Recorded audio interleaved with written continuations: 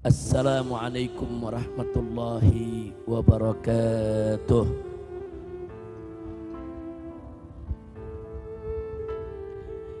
Bismillah walhamdulillah wala hawla wala quwwata illa billah. Ashhadu an la ilaha illallah wahdahu la syarika lah wa ashhadu anna sayyidana Muhammadan abduhu wa rasuluh la nabiyya ba'dah. Allahumma salli wa sallim wa barik ala sayyidina wa habibina wa syafi'ina wa maulana nabiyyina Muhammadin wa ala alihi at-tahirin at-tayyibin wa ashabihi al-ghurril mayamin wa man tabi'ahum bi ihsanin ila yaumiddin. Amma ba'd.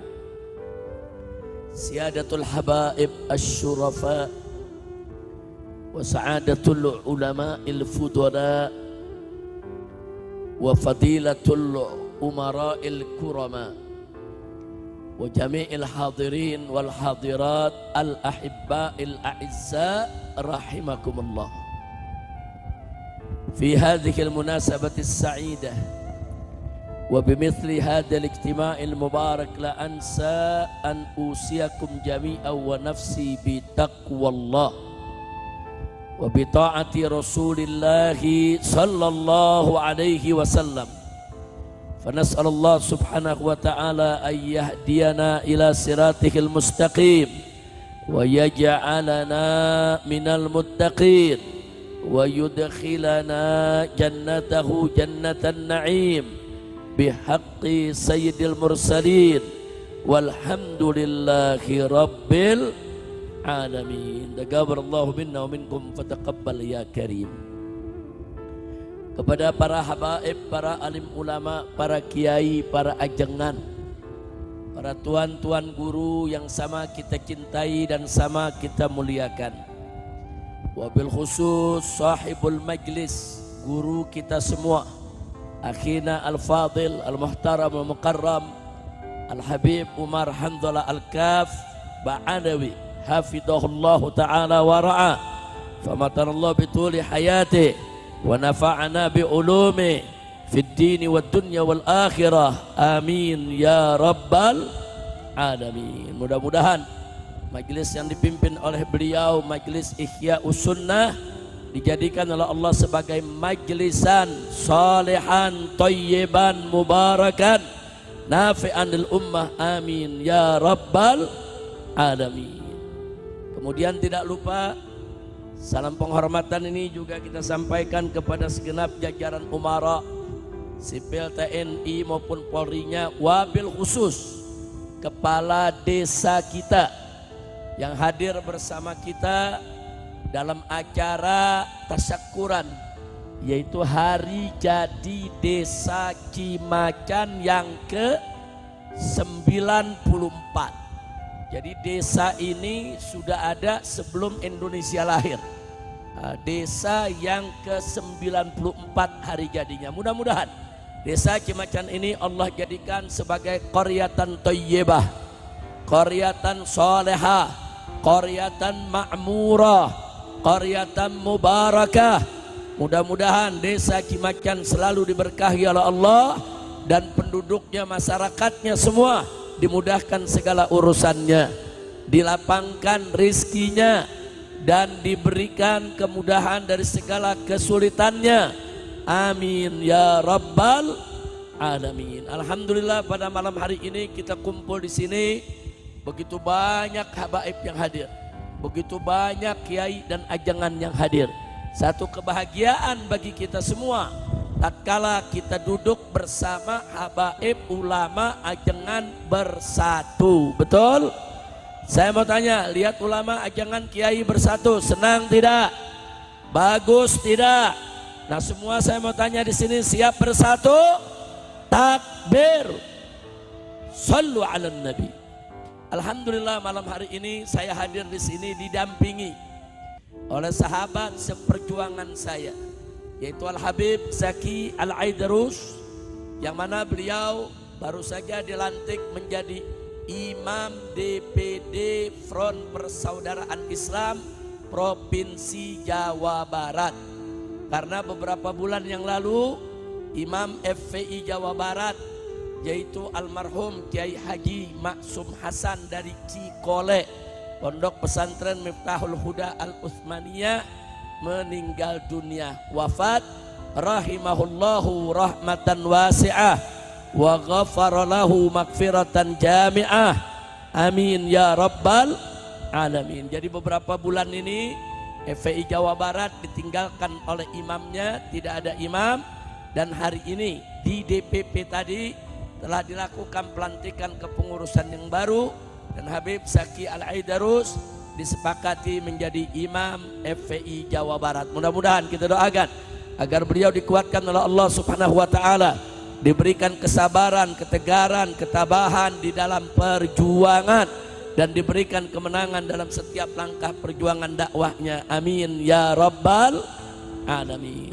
Saya juga hadir didampingi, saya punya menantu hadir bersama saya di sini, Habib Muhammad bin Hadi Al-Habsyi, yang nanti akan kita minta untuk sama-sama kita baca beberapa qasidah insya Allah. Nah baiklah Bapak Ibu yang saya cintai, saya senang malam hari ini bisa datang kemari ketemu dengan sahabat-sahabat, itu para kiai, para ajangan.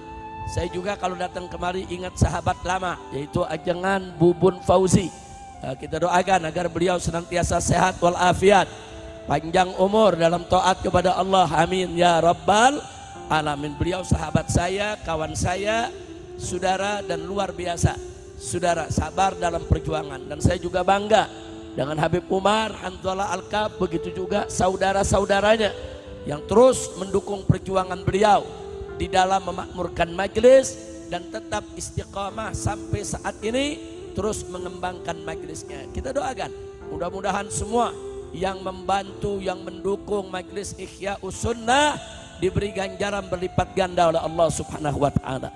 Amin ya rabbal alamin. Nah Bapak Ibu yang saya cintai, di hari jadi desa Cimacan ini saya ingin mengingatkan, kalau desa kita ingin makmur, desa kita ingin berkah, desa kita ini ingin diberkahi oleh Allah, kuncinya tingkatkan iman dan takwa.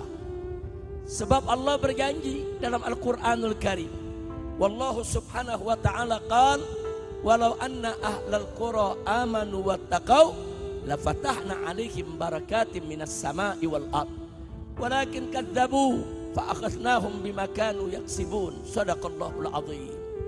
Dalam ayat ini Bapak Ibu yang saya cintai, ada janji dan ada ancaman. Ada kabar gembira tapi juga ada peringatan, di mana Allah nyatakan walau anna ahlal qura, kalau penduduk desa-desa, penduduk suatu negeri, penduduk di mana saja wilayahnya, amanu, mereka beriman kepada Allah, wattaqau, dan mereka bertakwa kepada Allah. Takwa itu artinya Bapak Ibu yang saya cinta, tidak lain dan tidak bukan adalah imtitsalu awamirillah wajtinabu nawahihi, menjalankan segala perintah Allah dan meninggalkan segala larangannya. Jadi Islam ini simple saudara. Apa yang Allah perintahkan kerjakan, apa yang Allah larang tinggalkan, itu aja. Dan itu tiket kita untuk mendapatkan rahmat Allah, untuk masuk ke dalam surganya insya Allah. Nah ternyata iman takwa itu pun tiket untuk mendapatkan keberkahan. Allah nyatakan wala anna ahlal qura amanu wattaqau, jika penduduk desa-desa, negeri-negeri, wilayah-wilayah, saudara, mereka beriman dan bertakwa kepada Allah, Allah nyatakan lafatahna alaihim, niscaya pasti akan kami buka atas mereka, kami buka untuk penduduk desa tersebut, penduduk negeri tersebut. Apa yang dibuka oleh Allah?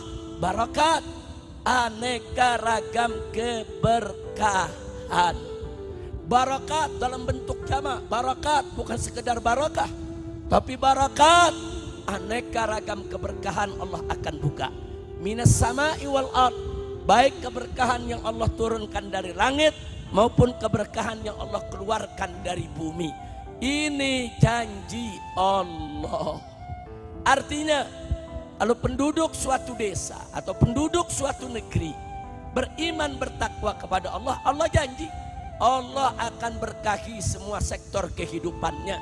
Berkah ekonominya, berkah sosial politiknya, berkah pendidikannya, berkah pertaniannya, berkah perkebunannya, berkah daratnya, berkah gunungnya, berkah lautnya, berkah masyarakatnya, berkah pemimpinnya, berkah mata pencahariannya, berkah keamanannya, berkah semua sektor kehidupan. Saya mau tanya, ini janji siapa? Sekali lagi saya tanya, janji siapa? Jawab yang kompak, janji siapa? Siapa yang maha menepati janji? Siapa yang tidak pernah berdusta dengan janjinya? Siapa yang pasti menepati janjinya? Siapa yang maha besar? Takbir. Sallu ala nabi. Ini yang berjanji kepada kita Allah, zat yang tidak pernah mengingkari janji dan mustahil mengingkari janjinya. Innallaha la yukhliful mi'ad. Allah tidak pernah dan tidak akan pernah mengingkari janjinya. Kalau Allah sudah berjanji, pasti akan terjadi, ya ikhwan. Nah, Allah udah janji, kalau penduduk satu daerah, kalau penduduk satu desa, kalau penduduk satu negeri beriman kepada Allah, bertakwa, melaksanakan segala perintahnya dan meninggalkan segala larangannya, maka Allah buka semua pintu keberkahan. Nah, makanya Bapak Ibu, kalau sekarang ini kita rasakan negeri kita banyak masalah. Negeri kita banyak masalah. Hasil alamnya begitu banyak, tapi orang miskin juga banyak. Saudara, negeri ini kaya hasil tambangnya, tapi pengangguran di mana-mana. Berarti apa? Enggak berkah.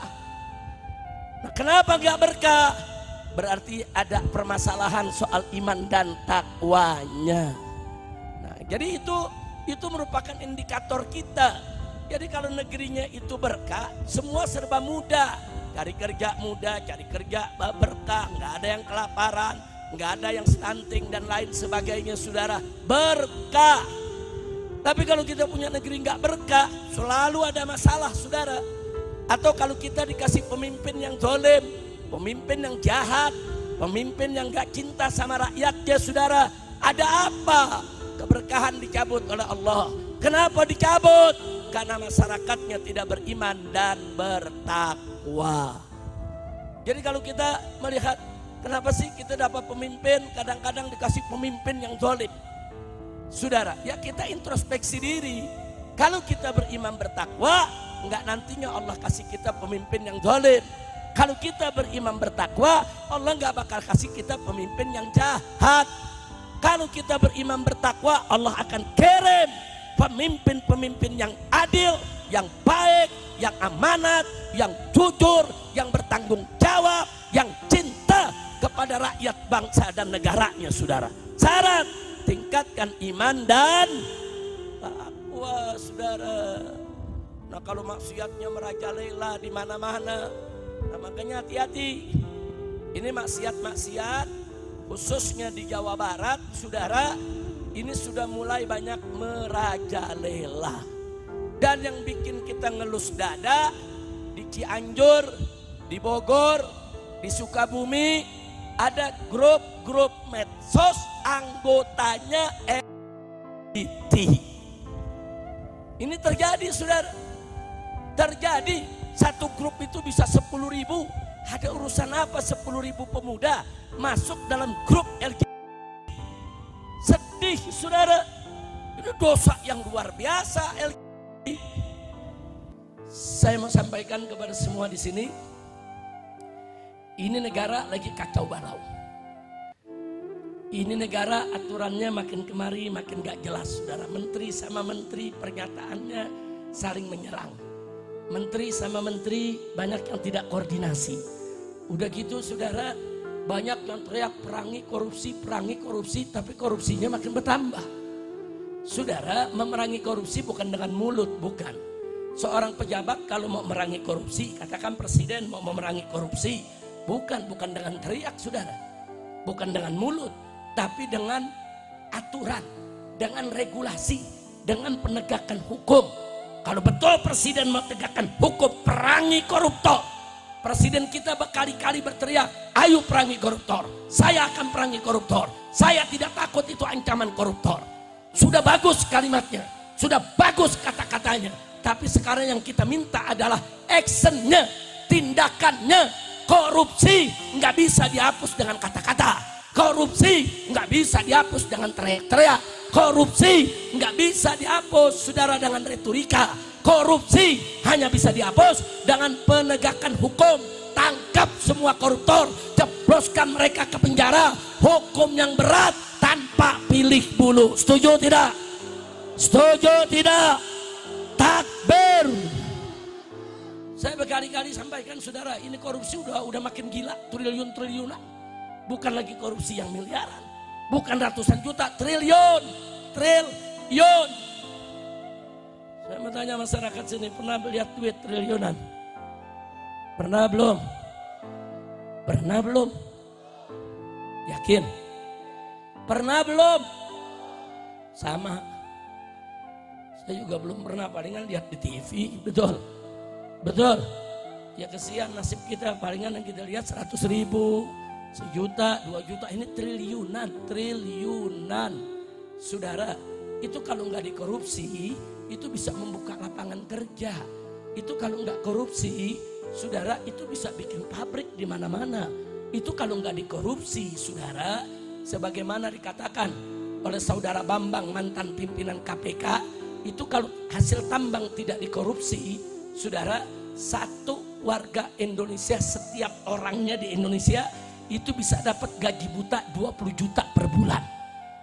Kalau nggak ada korupsi, Anda nih dapat 20 juta per bulan, yang dewasa sampai yang bayi, saudara. Dihitung, ini yang mengatakan begini, mantan salah satu pimpinan KPK, saudara. Dia hitung sekian banyak yang korupsi, sekian triliun, saudara. Itu kalau digabung bisa menggaji orang Indonesia tanpa kerja, gaji buta 20 juta per bulan, saudara. Makanya itu korupsi udah kelewatan. Dulu di zaman Pak Harto, Orde Baru, korupsi ada, bukan gak ada. Cuman korupsinya masih di kolong meja. Tahu korupsi di kolong meja? Masih ada rasa malu, saudara. Ada korupsi kolong meja, saudara. Begitu kita masuk reformasi 98, korupsinya naik di atas meja, saudara. Naik tingkat, korupsinya di atas. Begitu zaman Jokowi 10 tahun, sama meja-mejanya dibawa lari. Kacau tidak? Kacau tidak? Kacau tidak? Makanya saudara, saya sudah berikan masukan nasihat kepada Bapak Presiden melalui ring satunya, saudara. Orang-orang yang ada di sekitarnya, saudara, dari sebelum dilantik saya sampaikan kepada mereka supaya disampaikan kepada Bapak Presiden, kalau nanti sudah dilantik tanggal 20 Oktober, tolong orang-orang bermasalah jangan lagi diangkat jadi pejabat, jangan diangkat jadi menteri, jangan diangkat di lingkungan presiden, jangan diangkat jadi komisaris di BUMN negara. Sampai saya sebut, saudara, Jokowi dan kroni-kroninya jangan dipakai. Saya sebutkan satu persatu namanya, si A, si B, si C, sampai sekian belas. Saya bilang, sampaikan ke Bapak Presiden, kalau orang-orang ini tetap dipakai, saudara, Presiden tidak akan pernah bisa bekerja dengan baik. Tidak, orang-orang ini akan merongrong, akan terus bikin masalah. Saya sebutin satu-satu itu nama, saudara. Begitu selesai dilantik, bikin kabinet, yang saya sebutin semuanya masuk kabinet. Gimana ceritanya, saudara? Kita kasih saran, usulan, nasihat. Saya sebut nama satu-satu. Yang saya sebut, saudara, hampir semua masuk jadi pejabat, saudara. Kita mesennya bukan diangkat jadi pejabat. Jangan diberikan jabatan. Nah buktinya kita lihat. Jokowi dengan 17 menteri Prabowo saat ini. 17-17-nya orang-orang Jokowi, saudara. Makanya jangan kaget kalau Prabowo lagi keluar negeri. Menteri-menteri tadi mundar-mandirnya ke Solo. Presidennya di Jakarta, bukan di Solo. Lapor ke presiden yang di Jakarta, bukan lapor ke mantan presiden di Solo, betul? Maka itu saya tanya, kacau tidak? Kacau tidak? Nah tapi sungguh pun begitu ada kabar gembira. Mau tahu kabar gembiranya? Betul? Nah sekarang alhamdulillah setan lagi pada ribut.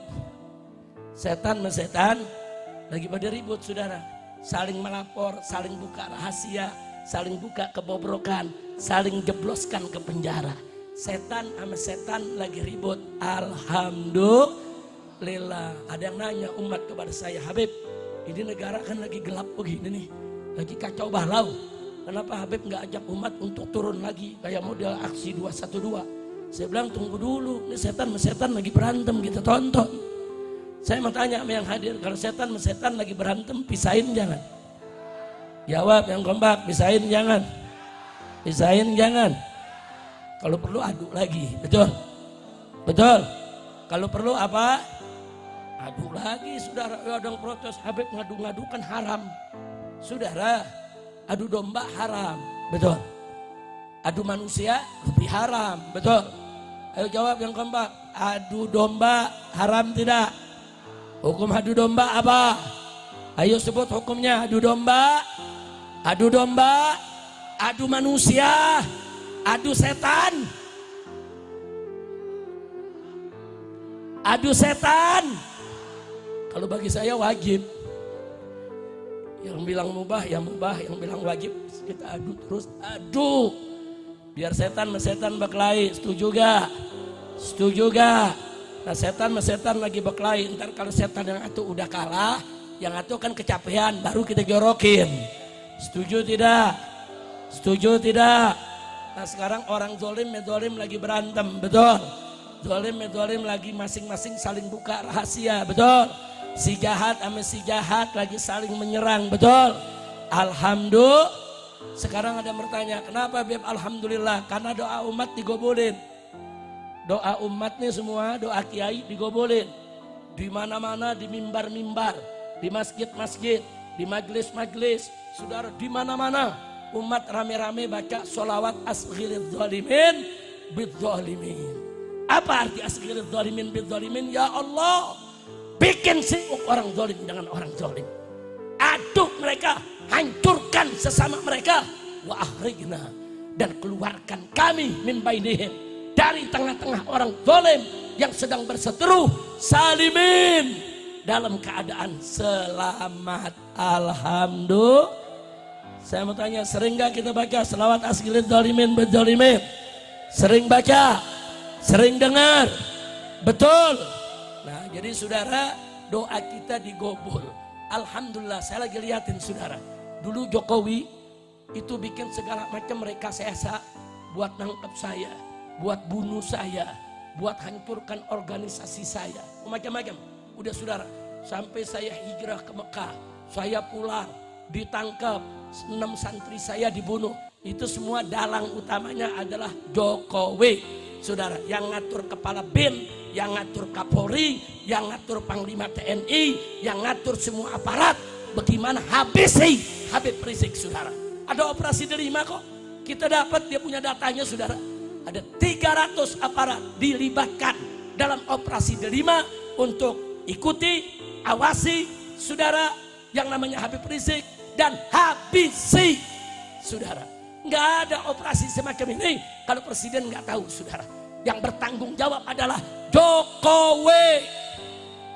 Nah sekarang saya bersyukur, begitu dia sudah tadi jadi presiden, boroknya lagi dibuka semua, saudara.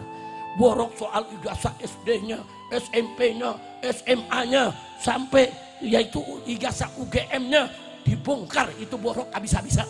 habis-habisan, korupsinya, nepotismenya, bahkan sekarang rakyat di mana-mana terbuka.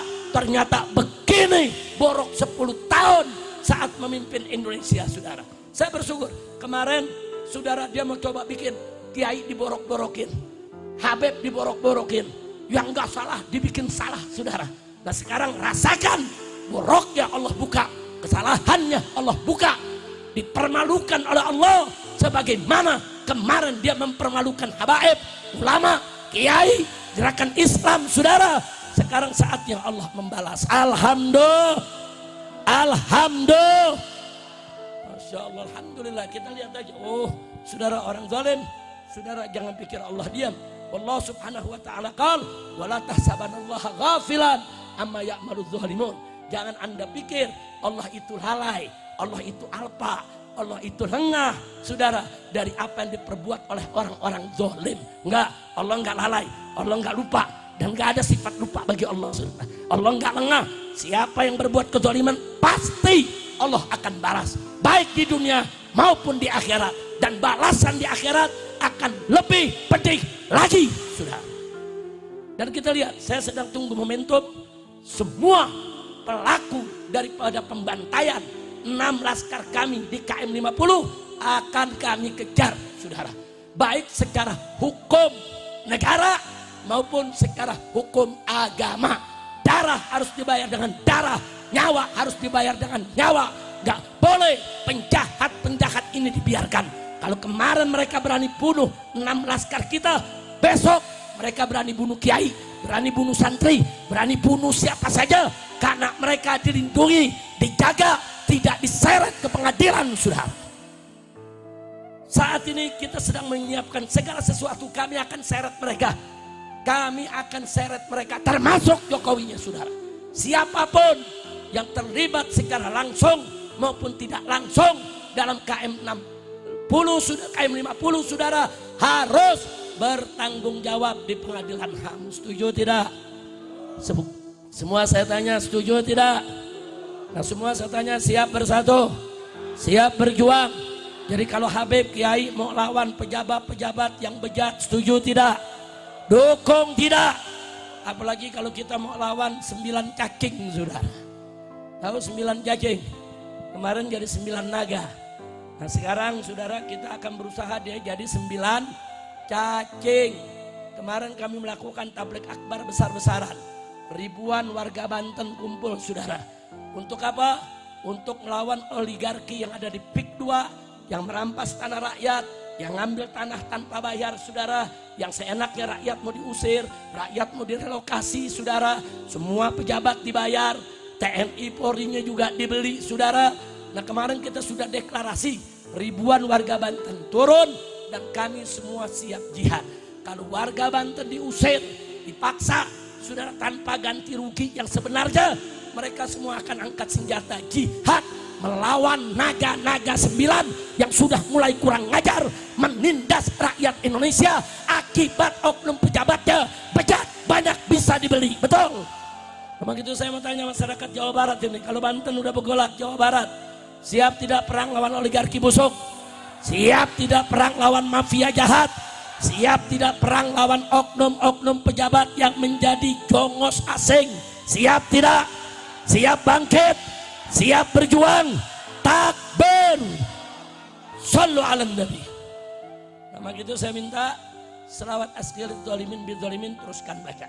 Di majelis taklim, di pesantren, saudara, di masjid-masjid, di langgar, di musola, di mana tempat, baca terus. Kita mohon pertolongan Allah agar yang zalim, saudara, disingkirkan oleh Allah subhanahu wa ta'ala. Dan semoga pejabat-pejabat yang zalim semua disingkirkan. Saudara, saya kesian dengan Bapak Presiden. Kenapa? Ini ibaratnya 10 tahun Jokowi pesta, saudara. Ngotorin piring, ngotorin sendok, garpu dan gelas. Nah sekarang Prabowo jadi presiden, Prabowo disuruh cuci itu. Disuruh cuci itu piring yang kotornya, gelas yang kotornya, saudara. Udah gitu begitu berhenti ninggalin utang lebih dari 10.000 triliun. 10.000 triliun. Nah dia yang utang, sekarang Prabowo yang mesti bayar, saudara. Maka itu kesian. Prabowo jadi presiden ditinggalkan segudang masalah. Makanya saya sampaikan kepada Bapak Presiden, tugasmu ini berat. Engkau ini nyuci piring, orang lain yang pesta. Engkau ini yang kalang kabut, orang lain yang korupsi. Engkau ini menjadi setengah mati atur negara karena presiden sebelumnya meninggalkan utang, meninggalkan masalah, hukum yang ditubruk. Maka itu saya sampaikan, kalau Anda mau lebih ringan, Jokowi dan kroni-kroninya singkirkan. Singkirkan. Kalau Jokowi dan kroni-kroninya disingkirkan oleh Bapak Presiden, para habaib, para ulama, para kiai siap untuk bantu Bapak Presiden memerangi koruptor dan membersihkan negara ini. Betul? Siap bantu Bapak Presiden, siap dukung Bapak Presiden. Takbir.